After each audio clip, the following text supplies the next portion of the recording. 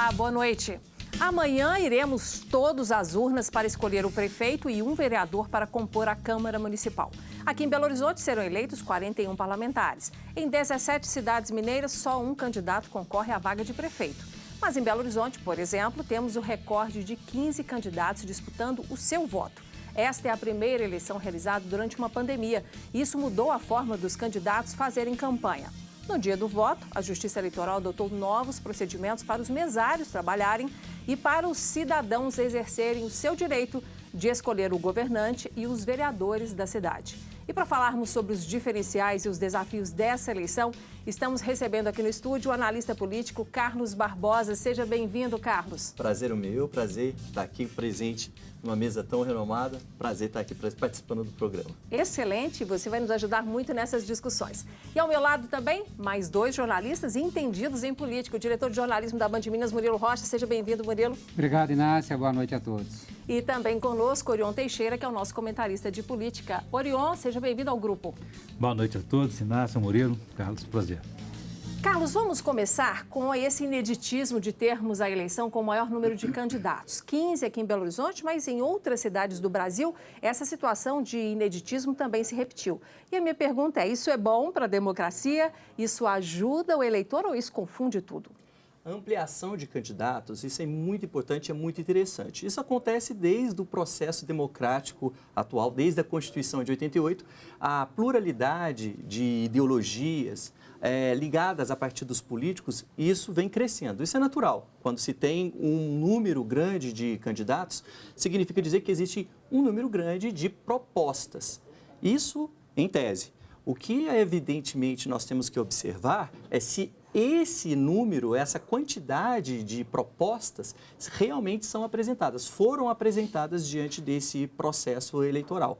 Então, a ideia é o seguinte, vai depender sempre de como esse número irá se manifestar em propostas, em possibilidades de modelo de governo a ser apresentado por eles diante dessa disputa eleitoral.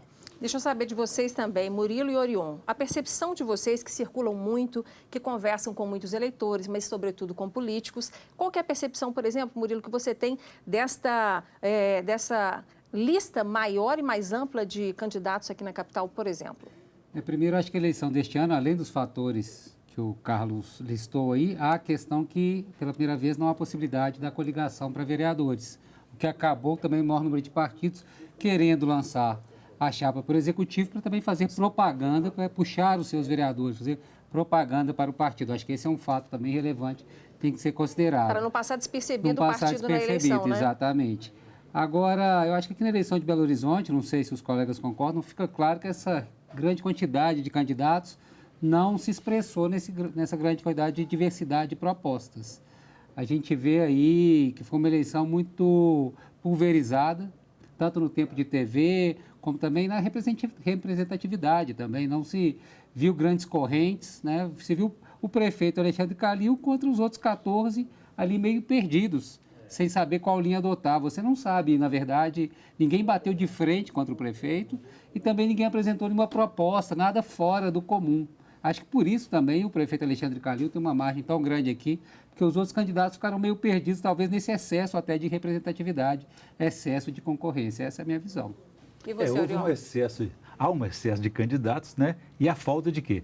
De eleitor participando, né? Falta do cidadão estar acompanhando esse processo, participando dele ativamente, em função da pandemia, em função também daquele desinteresse, daquele desencanto com a classe política, né? Então, o eleitor não está participando dessa eleição. Nós vamos chegar ao domingo, chegar amanhã, o eleitor está indo às urnas sem saber quem são os candidatos, sem conhecer as suas propostas. Do ponto de vista partidário, o que eu vejo é o seguinte, o Murilo citou aí a questão do impedimento da coligação para vereadores. Em função disso, existe uma outra preocupação com a sobrevivência partidária. É preciso que os partidos invistam na eleição, porque eles precisam ter votos. Mais tarde, eles vão se encontrar em nível nacional com a cláusula de barreiras que desautoriza a legenda a permanecer, a continuar. Para você ter uma ideia, é tão sério isso que o partido que elegeu o atual prefeito de Belo Horizonte, o PHS, nem mais existe, porque ele não conseguiu projeção nacional, não conseguiu apoio junto ao eleitorado. Então, é importante que cada partido, nesse momento, monte uma bancada mínima, consiga eleger vereadores, uma votação mínima para que ele sobreviva partidariamente, politicamente, porque em 2022 temos mais eleições. Porque a conta vai chegar para os partidos, Exatamente. né? Carlos, dentro do que você falou aí dessa questão de proposta, que seria bom se houvesse diversidade nas propostas, eu adoro assistir o horário eleitoral. Eu não mudo de canal quando entra, seja no rádio ou na TV, porque eu gosto de comparar os candidatos. E a impressão que eu tenho, não sei se vocês também perceberam isso, é de que todos os candidatos que têm um pouquinho mais de tempo estão falando de tudo. Eles se sentem na necessidade de dar uma resposta, uma solução para todos os problemas grandes e pequenos de uma capital como Belo Horizonte. E aí falta aquela bandeira que identifique o candidato, como, por exemplo, o prefeito Alexandre Calil falava da tal caixa preta da BH Trans, que a gente pode até falar aqui mais para frente, né, que deu certo ou não deu certo para ele. Mas o que você acha disso? Não tem essa linha condutora de uma bandeira dos partidos, né? Não existe porque falta diálogo. Falta diálogo entre o candidato e a coletividade. O que, na verdade, a gente percebe é que esses candidatos que se apresentaram, eles estão alheios à verdadeira realidade da cidade. Porque se você não sabe o que realmente está acontecendo, você não tem como apresentar um planejamento, um plano. Eu sempre observei nessas campanhas apresentadas que não existe nada plausível, não existe nenhum modelo, nenhuma ação que seja concreta, algo que, olha, este é o problema e esta é a solução. Esta é a solução e como será feito? Não existe. Nenhum deles apresentou uma proposta como essa. E, diante desse cenário, nós observamos realmente só essa retórica política que tradicionalmente se repete nas eleições municipais, estaduais e federais. Então, esses outsiders que aparecem nesse instante como uma oposição ao Calil, eles não apresentaram necessariamente algo que seja tentador para o eleitor, no sentido de identificar aquele posicionamento e compreender a verdadeira mudança. Pauta existe. Nós estamos vivendo uma pandemia e as consequências da pandemia serão graves. Então, esses temas não foram tratados por nenhum dos candidatos que a gente observa, pelo menos no horário eleitoral, né? E nas entrevistas que eles dão nos canais de televisão, em rádio, enfim. A gente observa que não existe algo palpável. Faltou diálogo e também faltou, né, interesse da coletividade nesse desenvolvimento de uma política que seja uma política professor, efetiva. Eu só queria fazer um comentário que eu acho que é um grande desligamento também do eleitor com a questão do partido, né?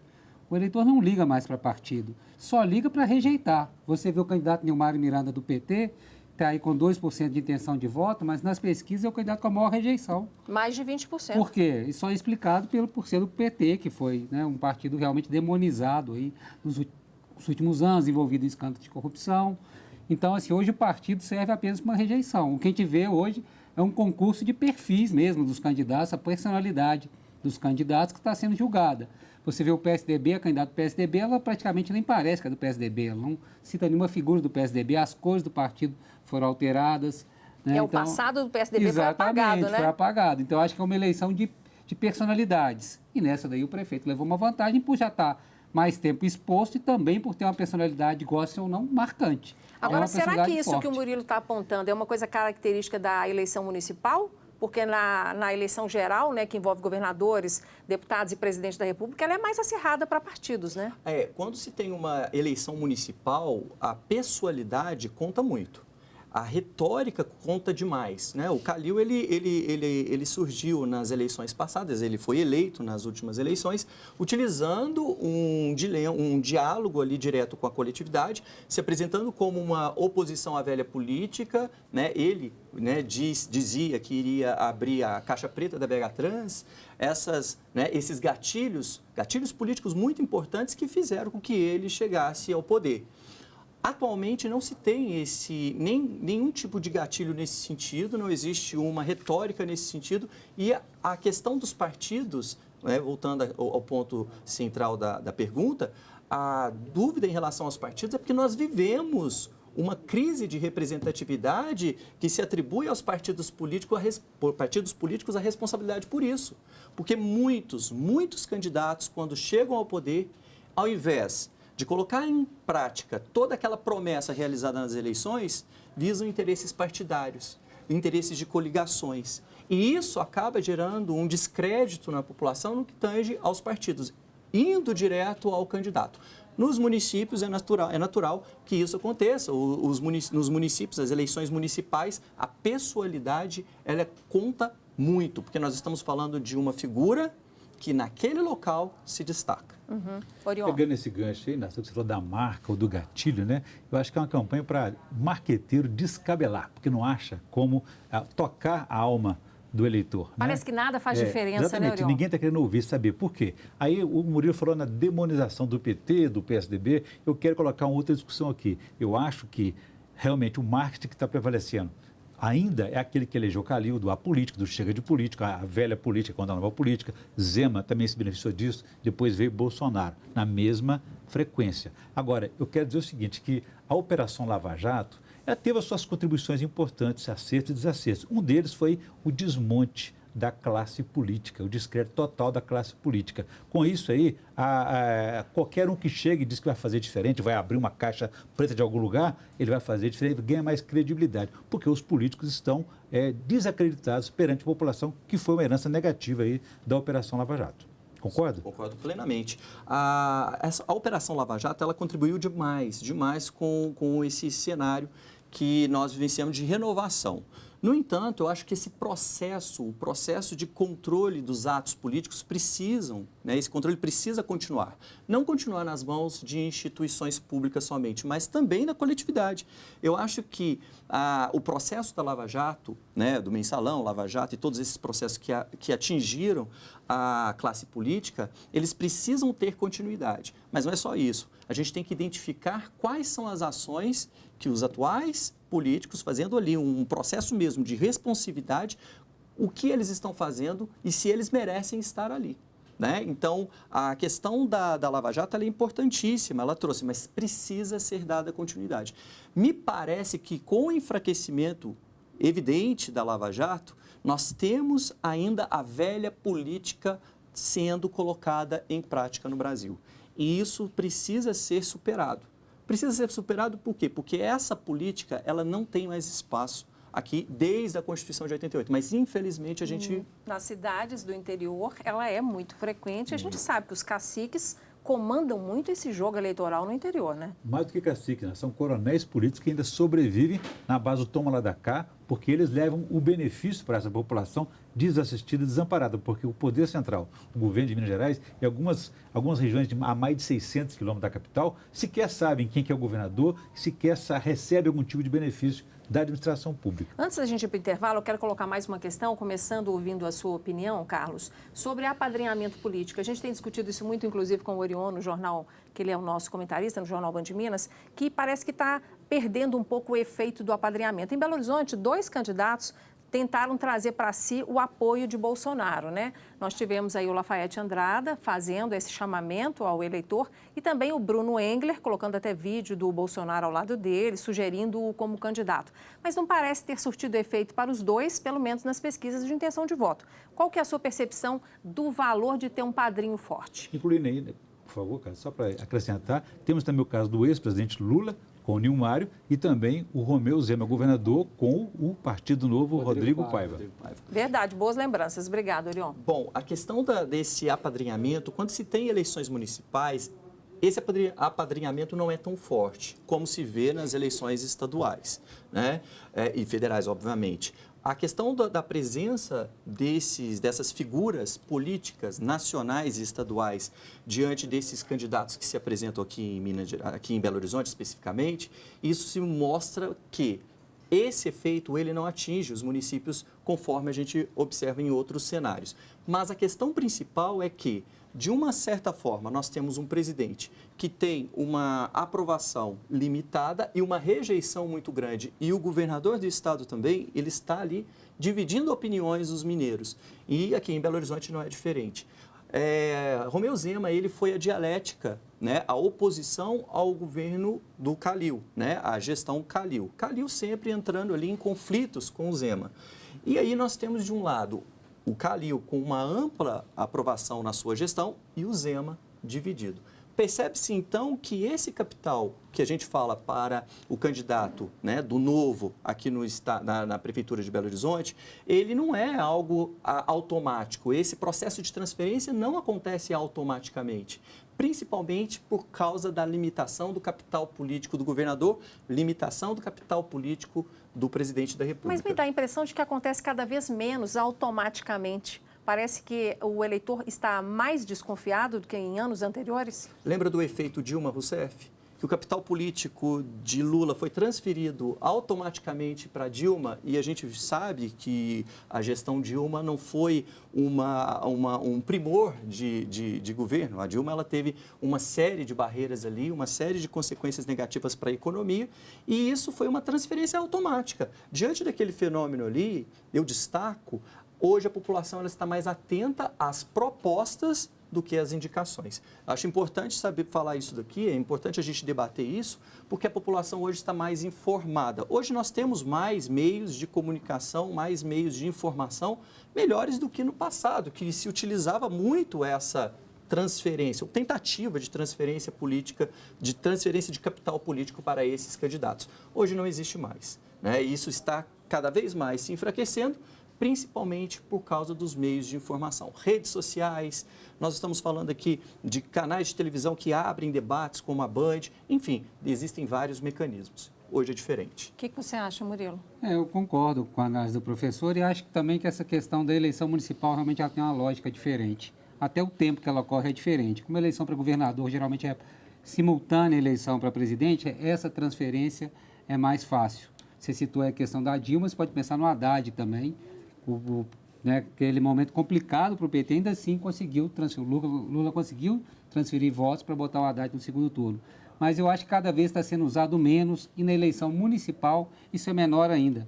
Você vê aí, alguns candidatos escondem seus padrinhos políticos, né? A gente nem sabe, alguns apoiadores aí de alguns candidatos.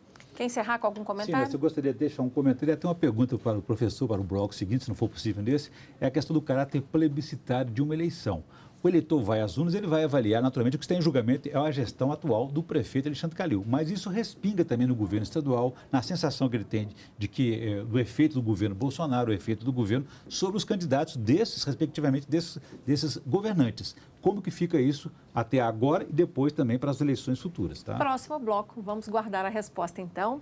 A gente faz agora um rápido intervalo e eu quero te lembrar que amanhã, hein, gente, no domingo, as sessões eleitorais começarão a funcionar às 7 da manhã. Até às 10, a preferência é que os idosos votem para evitar tumulto. Vamos todos tentar seguir essa orientação. Estaremos de volta dentro de instantes. Até já.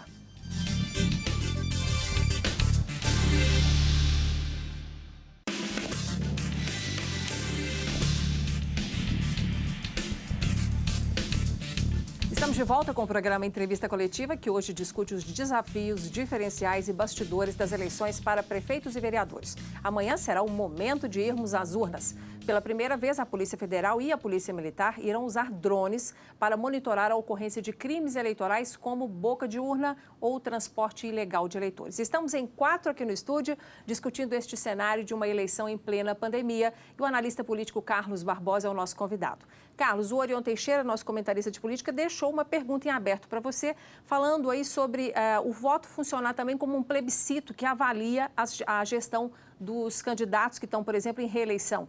Qual que é a sua opinião? Sim, esse é um papel muito importante, né? Fazer uma análise daquilo que foi desenvolvido por outros candidatos. Se eu tenho, né, uma pretensão em continuar no cargo político, obviamente o eleitor ele tem que fazer uma análise daquilo que foi desenvolvido ao longo da gestão anterior. Esse é um papel importante, fazer o controle, é o controle pela responsividade. Se eu tenho confiança naquele candidato e é um candidato à reeleição, obviamente que eu já tenho uma pauta de atuações ali que servirão ali, essas ações servirão como pretexto para eu votar ou não. É a rejeição e a aprovação. E não só isso, Leon, a questão é que esse capital também pode ser, não frequentemente nos municípios, mas também transferido para os apoiadores. Então, nós temos figuras políticas que podem, fazendo uma boa gestão durante o seu mandato, transferir, não de maneira automática nos municípios, como a gente já teve a oportunidade de falar, mas algo que possa contribuir para esses candidatos nesse processo eleitoral. Eu concordo. Como a gente disse, eu acho que essa transferência, né, não é automática, mas realmente, para quem tem reeleição, é esse o jogo, de aprovação ou de rejeição, né? E assim, eu acho que a pandemia favoreceu os prefeitos, nesse caso, inclusive, né? Primeiro porque os candidatos à reeleição, os né? candidatos à reeleição, porque tirou o foco de vários problemas da cidade, se ficou discutindo um problema de saúde muito grave, realmente merecia ser discutido, e ainda impediu a campanha de rua, o contato com o eleitor. O eleitor não está mobilizado ainda, como o Orion disse no primeiro bloco. O eleitor está passando meio ao largo dessa eleição, tem que lembrar ele. Alguns candidatos estão fazendo a propaganda, ó, domingo tem que votar, porque o assunto pandemia dominou tanto que tirou o foco de problemas, né? Vamos pegar Belo Horizonte de novo. Temos vários problemas aqui que foram discutidos superficialmente. Transporte, chuvas, a própria saúde, fora a pandemia, problemas graves aqui. Educação, e foi tudo discutido superficialmente, ficou tudo muito em torno da questão da pandemia. Então, acho que ficou muito em aprovação ou não do prefeito, inclusive na pandemia, e acabou favorecendo os gestores que atuaram bem nesse momento. A pandemia favoreceu os gestores que fizeram alguma coisa, fizeram algum tipo de trabalho, porque também a oportunidade de fazer qualquer coisa que se fizesse, você estava salvando vidas. Sim. Então, o eleitor percebeu ali um amparo, percebeu ali uma atitude de alguém que está defendendo a coletividade, a comunidade dessa pandemia, dessa contaminação. Por outro lado, prefeitos que talvez não tiveram o mesmo tipo de resultado, temos o caso do Rio de Janeiro, né? O prefeito Crivella, ele não está tendo um bom desempenho nas pesquisas, porque também não tem um bom desempenho na gestão. Então, onde o prefeito tem uma gestão, como você mesmo disse aqui no bloco anterior, a de Calil está bem aprovada, quase que corresponde à mesma avaliação de aprovação da candidatura dele. Quer dizer, a pandemia favoreceu a quem fez alguma coisa em favor da comunidade. Mas me dá a impressão de que os decretos municipais foram meio Ctrl-C, Ctrl-V. Um prefeito fez, o outro acabou fazendo também. Não houve tanta autoralidade, né, na defesa dos cuidados da pandemia. Ficou todo mundo fazendo muito a mesma coisa. Um ou outro resistiu de colocar um decreto tão rapidamente, né, para impedir o funcionamento das empresas não essenciais. Mas eu acho que até nisso os prefeitos, né, que são candidatos à reeleição, foram privilegiados, porque eles estavam lutando com algo que não foi causado por eles, né? Então, assim, aquela coisa do inimigo distante, que eu sou indefeso em relação a ele, então tudo que eu fizer ainda parece pouco, mas vai ser muito porque o inimigo é muito poderoso, né, Carlos? Sim, e fortalecidos pela decisão do Supremo Tribunal Federal, que reconheceu legitimidade nesses decretos de combate à Covid. A gente não pode se esquecer que o Supremo Tribunal Federal reconheceu uma competência constitucional, ou seja, essa competência já existia, mas teve que passar pela pauta do Supremo. Não exclusiva. Não exclusiva dos municípios, mas também dividida entre municípios, estados e União. A gente não pode se esquecer também que a União é responsável para combater a Covid-19 e a gente sabe que alguns municípios fizeram, através de decreto, foram criticados pela ordem nacional e estadual, né, nessa lógica local aqui, e esses municípios eles acabaram conseguindo esse capital político por essas medidas restritivas, uma medida mais incisiva de combate à Covid-19. Só lembrando que nós tivemos recentemente nos Estados Unidos um presidente que não foi reeleito negando a existência de uma pandemia.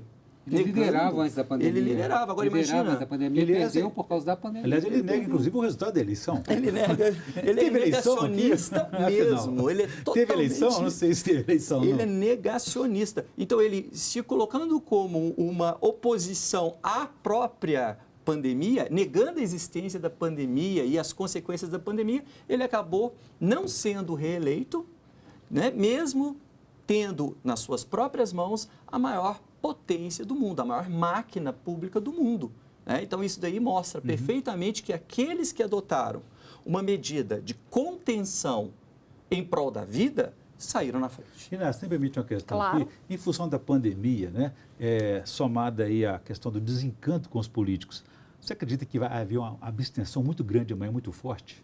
Eu acho que sim. Ótima questão, Rion. Na minha opinião, amanhã nós teremos um cenário um pouquinho diferente das outras eleições. Existe uma tendência que amanhã as pessoas que estão no grupo de risco, elas acabem não indo votar. E aí são pessoas que geralmente adotam uma visão mais conservadora. Uma visão mais conservadora. Isso a gente vê pela pesquisa do próprio Ibope, publicada essa semana, que aqueles que rejeitam a política conservadora do governo federal são as pessoas mais jovens. Então, os mais jovens rejeitam né, a política conservadora. Então, esses que utilizam dessa política, como, por exemplo, o candidato Bruno Engler, que se colocou como: você vai me conhecer conhecendo o presidente da República. Esse é o diálogo que ele, essa é a expressão que ele utilizou aí na imprensa. Percebe-se que ele não vai conseguir êxito diante dessa circunstância, porque muitos vão deixar de participar desse processo eleitoral. Sem falar, obviamente, desse descrédito que muitos candidatos, né, eles acabaram alcançando pela inércia. Nós tivemos, nessas eleições aqui em Belo Horizonte, inércia de candidatos desmotivados pelo resultado das pesquisas eleitorais. Eu queria que você trouxesse agora uma questão, o nosso tempo está caminhando para o fim, Murilo. Eu queria comentar um pouco antes sobre essa questão da abstenção. Eu acho que ela vai ocorrer e não sei se, agora eu estou na dúvida se ela vai ser tão maior assim. Porque você pega os Estados Unidos também, por exemplo, como exemplo, foi uma votação recorde. E tem pesquisa apontando 80% de eleitores afirmando que vão às urnas aqui no Brasil. Por mais que o eleitor ficou desmobilizado, como a gente comentou, ao mesmo tempo também, de certa forma, há um chamamento para mudanças, mesmo que seja a reeleição do candidato que está aí. Então, eu estou na dúvida se vai fugir, mais ou menos, do percentual aí de abstenção. Não tenho essa certeza tão grande. Tomara que não, tomara que as pessoas participem. Acho que é importante, né, o rumo aí das cidades. Aqui em Minas, 853 prefeituras, vereadores, a gente falou um pouco de vereador aqui também, uma eleição muito importante, né, de vereadores também. Amanhã a gente vai estar discutindo isso tudo, né, na nossa cobertura ao vivo, e vamos ver se o eleitor de fato vai se comprometer. Eu queria colocar uma última questão aqui, que eu tenho a impressão de que na política, e isso me angustia como jornalista, é que a gente tenta explicar os fatos, só que os fatos são característica do momento. E aí você tenta usar o raciocínio da eleição passada para explicar essa eleição de agora, e eu fico me perguntando, se Calil fosse hoje candidato pela primeira vez, ele seria reeleito, na sua opinião, Carlos? Hoje, eleito, perdão, não reeleito. Diante das circunstâncias de hoje, primeiro, ele teria que adotar uma outra medida, uma outra linha política, diferentemente daquela que ele adotou quando ele foi eleito pela primeira vez, claro, eleito pela primeira vez. Né? O outsider. A oposição a um cenário de corrupção. Eu não sou político, eu vou dar um jeito, eu vou abrir a caixa preta. Então, diante das circunstâncias de hoje, em que nós estamos vivendo uma pandemia e as consequências que virão pós-pandemia, ele teria que adotar uma política, um discurso menos agressivo como aquele.